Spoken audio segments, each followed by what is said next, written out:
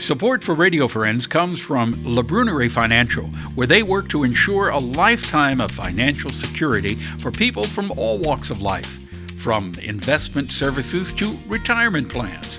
If you're looking for a trustworthy company that has the experience and knowledge to put your interests first, contact Labrunerie Financial, a community-based investment counseling firm since 1966.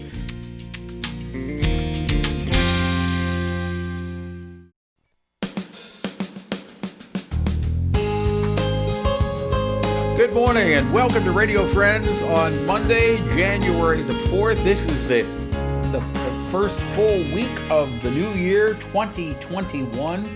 And what better way to start off a new year and a new week with none other than our famous heart doctor, Dr. Anand Chockalingam. Good to have you here, Doctor. As always, the pleasure is mine, Paul. You know, and here's the doctor who is an expert on healthy hearts, but the one thing that he says we can all do is smile. By smiling, we're making our heart healthier, we're making our body healthier, and we're making our mind healthier, right? Definitely. 20 times an hour. Remember to smile. Smile 20 times an hour. And if you can do more than 20 times an hour, it's even better. Happy New Year, everyone. Happy New Year to you, too. Happy New Year to you. You've written a book, right?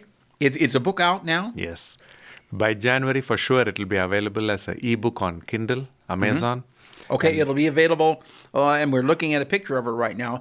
Seeking Hunger, How Food Shapes Our Thinking, Health, and Destiny. So, we want to seek hunger?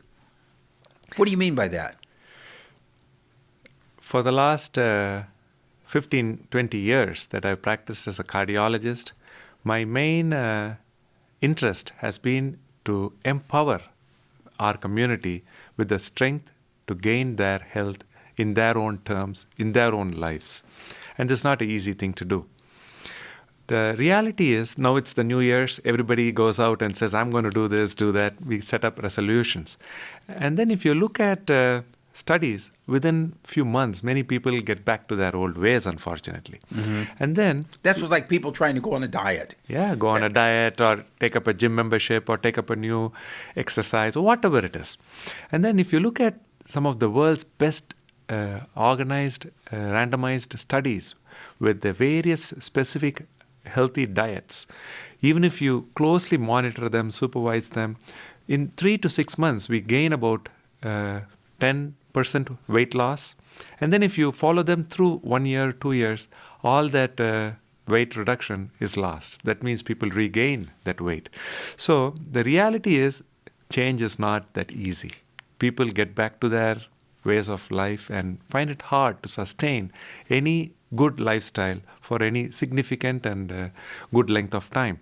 So this is what I really wanted to figure out. And in our Heartful Living clinics for the last 5 years, formally, since 2015, we've been giving this message. And so many of our patients are now coming back and saying, Doc, this program works. So when we teach self-inquiry and mindfulness, we are able to empower our patients towards gaining a deeper self-understanding.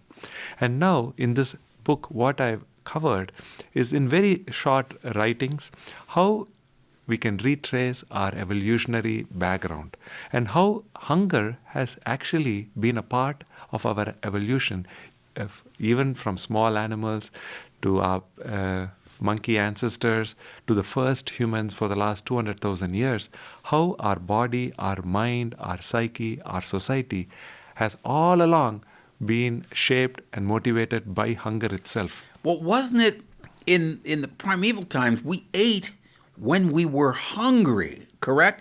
We had to go out searching for food, and we weren't eating 3 times a day or 4 times a day. We had to be hungry, and we'd go look for food, we'd find it, and we'd eat. Exactly. That's how I look at this whole thing and how I've shown that, say, for instance, our monkey and cousins, they end up having 50 fruits every day today.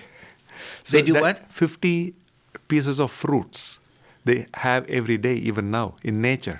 Whereas we have to make a conscious effort to have maybe 1 or 2 fruits in a day. So what has happened to our diet in the last few thousand years? Okay. It has changed so much.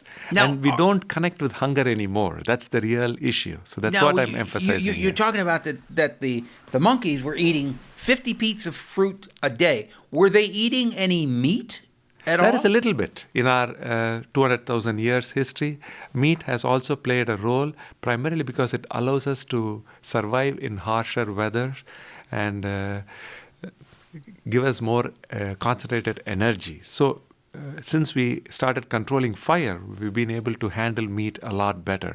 So throughout our human history, we see there is evidence for some small amount of meat consumption. Okay. But much of our food came from plant sources. So then how do we reconnect with hunger again?